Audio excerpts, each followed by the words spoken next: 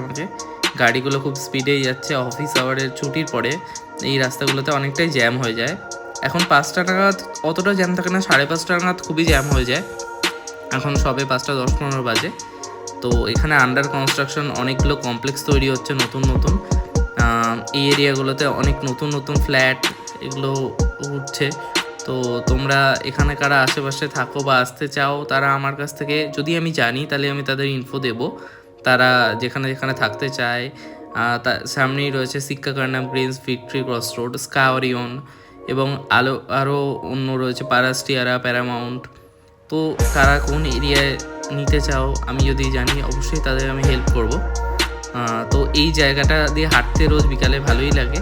এখান দিয়ে আমি হেঁটেই ফিরি। যাওয়ার সময়টা খুব তাড়াহুড়ো থাকে, তো টোটোয় ফিরতে হয়।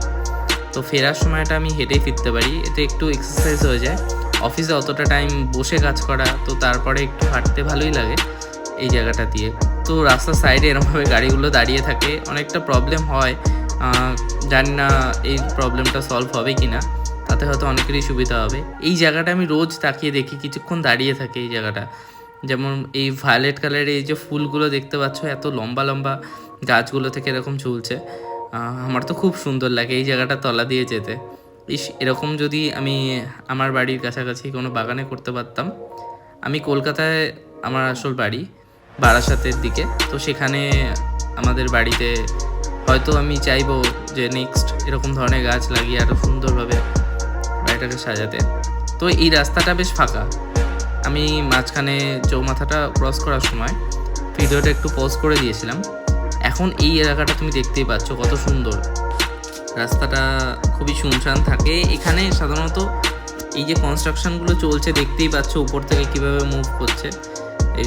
এগুলো আন্ডার কনস্ট্রাকশন এরিয়া, তো এইসব জায়গায় অ্যালাউড না ঢোকা। আমরা রাস্তার এই সাইডটা দিয়ে হাঁটছি।